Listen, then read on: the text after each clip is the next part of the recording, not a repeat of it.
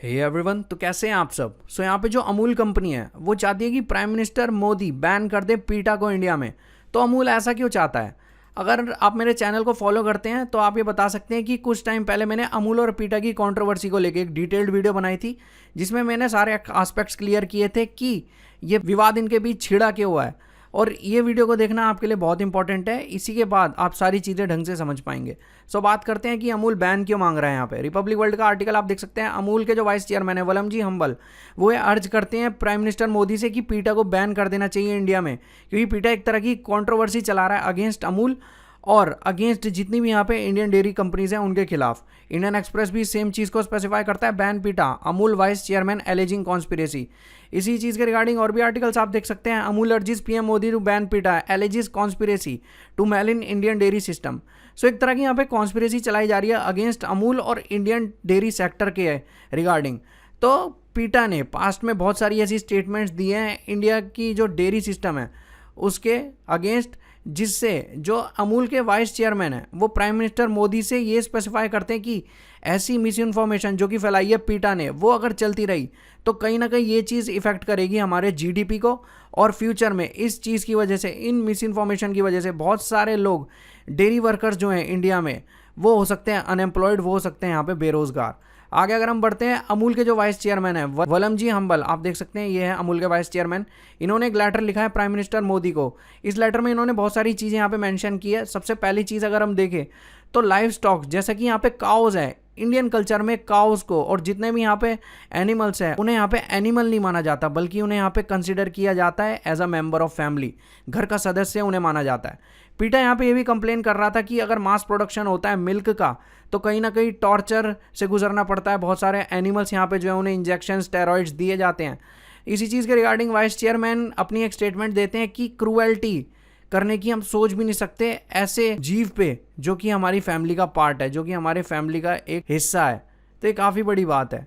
अगर हम नीचे चलते हैं तो यहाँ पे जो अमूल है वो ये स्पेसिफाई करता है कि बहुत टाइम से ऐसे कई अटैम्प्ट्स चल रहे थे ऑर्गेनाइजेशंस के द्वारा, पीटा की यहाँ पे बात हो रही है कि यहाँ पे इंडियन डेयरी इंडस्ट्रीज़ को तोड़ा जा सके और यहाँ पे जो सेल्फ सफिशिएंसी है इंडिया की डेयरी प्रोडक्ट्स को लेके उसे ख़त्म किया जा सके। क्योंकि अगर हम एट प्रेजेंट की बात करें तो डेयरी प्रोडक्ट्स के मामले में इंडिया सेल्फ सफिशिएंट है, लेकिन ये चीज़ हमेशा से नहीं थी। अगर हम पीछे जाते हैं 1980 से पहले का अगर हम पीरियड देखते हैं तो कहीं ना कहीं हम बहुत क्वांटिटी में डेयरी प्रोडक्ट्स को इंपोर्ट करवाते थे from all over the world, different countries से।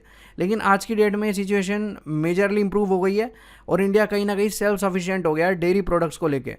यहाँ पे अमूल जो है वो सॉल्व करता है problem of importing dairy products. Amul इतना केपेबल है कि वो इतनी क्वांटिटी में यहाँ पे डेयरी प्रोडक्ट्स को प्रोड्यूस कर लेता है कि यहाँ पे जो प्रॉब्लम है इंपोर्टिंग की, हमें इंपोर्टिंग करने की ज़रूरत ही नहीं पड़ती डेयरी प्रोडक्ट्स की। यहाँ पे नीचे अगर हम चलते हैं तो अमूल एम्प्लॉय करता है, रोज़गार देता है लगभग 10 करोड़ डेयरी फार्मर्स को। काफ़ी बड़ी बात है, बहुत बड़ा प्रोपोर्शन होता है हमारी पॉपुलेशन का। इस चीज़ को ध्यान में रखते हुए अगली स्टेटमेंट कि अमूल एक्सपोर्ट भी करता है अपने डेयरी प्रोडक्ट्स कई कंट्रीज़ को। हाँ, ये बात सच है। आप नीचे देख सकते हैं कुछ कंट्रीज़ के नाम है, टर्की हो गया, इजिप्ट हो गया, कुछ पार्ट हो गए यहाँ पे यूनाइटेड स्टेट्स ऑफ अमेरिका के। भूटान को हम काफ़ी डेयरी प्रोडक्ट्स अपने सप्लाई करते हैं। नीचे जो एक स्टेटमेंट बहुत ज़्यादा इंपॉर्टेंट है कि इंडियन कल्चर फॉरेन कल्चर से अलग है, सेम नहीं है ये चीज़। क्योंकि जो वाइस चेयरमैन है ये कहते हैं कि इंडियन कल्चर में हम जो एनिमल्स होते हैं जो यूज़ होते हैं फार्मिंग में, लाइव स्टॉक्स जो होते हैं हमारे, उनको हम ट्रीट करते हैं as a member of the family, as a part of the family, और कई फॉरेन कंट्रीज की तरह नहीं कि उन पे यहाँ पे टॉर्चर किया जाए। काफी बड़ी बात है। अमूल के वाइस चेयरमैन ने और भी स्टेटमेंट्स दी हैं जो बहुत ज्यादा जरूरी है आपके लिए जानना।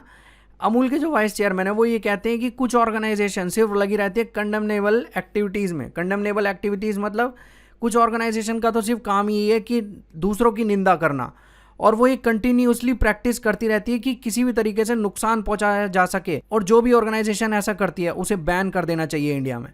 ये कहते हैं अमूल के वाइस चेयरमैन। आप देख सकते हैं एक और इन्होंने स्टेटमेंट दिया है कि यहाँ पे स्ट्रिक्ट एक्शन इम्पोज होना चाहिए उन ऑर्गेनाइजेशन के अगेंस्ट जो ऐसा करती हैं कि एक साइड पे तो वो प्रमोट करती हैं ऐसी कंपनीज को, ऐसी मल्टीनेशनल कंपनीज को जो सिंथेटिक मिल्क यहाँ पे प्रोड्यूस करती हैं, वीगन मिल्क यहाँ पे प्रोड्यूस करती हैं, और दूसरी तरफ वो सिर्फ लगी रहती हैं किसी एक डेयरी कंपनी की इमेज को नुकसान पहुँचाने के लिए। काफ़ी इंपॉर्टेंट चीज़ यहाँ पे निकल के आती है। आगे अगर हम चलते हैं कि कंट्रोवर्सी स्टार्ट कैसे हुई, तो आपको मेरी पिछली वीडियो इसी चीज़ के रिगार्डिंग देखनी पड़ेगी। लेकिन अगर मैं शॉर्ट में बताऊं तो यहाँ पे पीटा एक ऐसी ऑर्गेनाइजेशन है जो कि एनिमल राइट्स के बारे में बात करती है, प्रोटेक्शन ऑफ एनिमल्स को यहाँ पे एंश्योर करती है। पीटा ने कुछ टाइम पहले स्टेटमेंट दी थी कि अमूल जो यहाँ पे डेयरी प्रोडक्ट्स बनाता है उसे वो डेयरी प्रोडक्ट्स बनाने बंद कर देने चाहिए और यहाँ पे वीगन प्रोडक्ट्स पे उसे शिफ्ट कर देना चाहिए।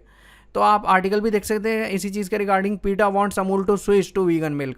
सो यहाँ पे पीटा ने ये कहा है कि अमूल को डेयरी प्रोडक्ट्स बनाना छोड़ देना चाहिए और स्विच कर देना चाहिए वीगन मिल्क की तरफ। तो इसी चीज़ के रिगार्डिंग जो अमूल के मैनेजिंग डायरेक्टर है, जिनकी मैंने आपको इमेज पहले दिखाई थी, मैं दिखा देता हूँ, RS सोडी, ये हैं अमूल के मैनेजिंग डायरेक्टर। इन्होंने अपनी एक स्टेटमेंट दी थी कि चलिए एक बार को हम बनाना बंद भी कर देते हैं डेयरी प्रोडक्ट्स, वीगन मिल्क की तरफ हम शिफ्ट हो जाते हैं, लेकिन अमूल जिन 10 करोड़ डेयरी फार्मर्स को यहाँ पे लाइवलीहुड देता है, रोजी रोटी देता है, फिर उनकी यहाँ पे एम्प्लॉयमेंट, उनके रोज़गार का यहाँ पे क्या होगा, वो रोजी रोटी अपनी यहाँ पे कैसे कमाएंगे।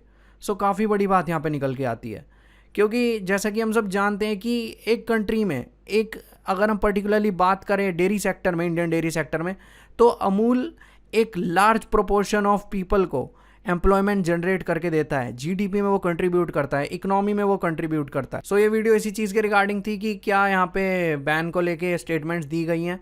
तो मुझे उम्मीद है आज की वीडियो आपको अच्छी लगी होगी और इस कॉन्टेक्स्ट से रिलेटेड कोई और अपडेट आता है तो मैं ज़रूर आपको इस चीज़ से अवेयर करूँगा। Have a great day.